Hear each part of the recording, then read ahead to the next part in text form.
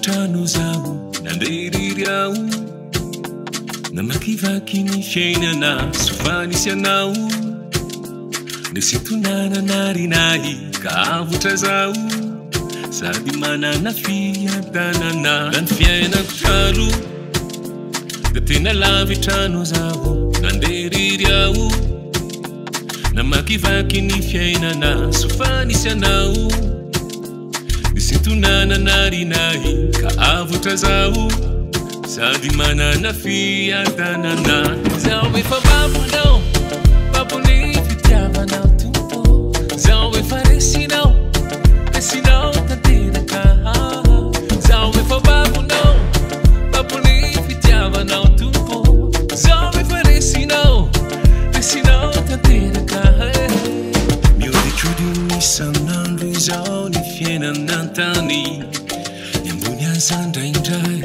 mitivadika ao ambany izay manetry tena hoy aminao no asandatra indray no sady andova la fiainana mandraky izay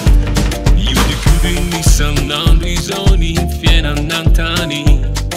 ny ambony azandraindray mitivadika ao ambany izay manetry tena hoy aminao no asandatra indray no sady andova mety la fiainana mandraky izay zaho efa babonao babon'ny fitiavanao tompo zaho efa resinao resinao tanteraka zaho efa babonao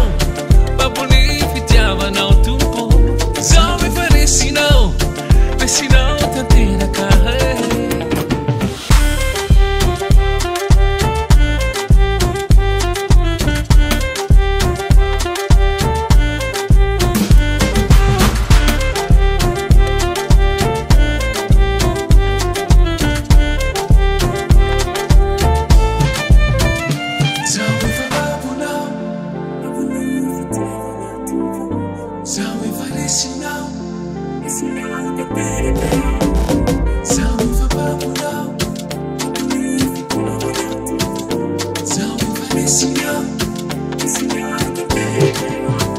zaho efa babonao babon'ny fitiavanao tompo zaho efa resinao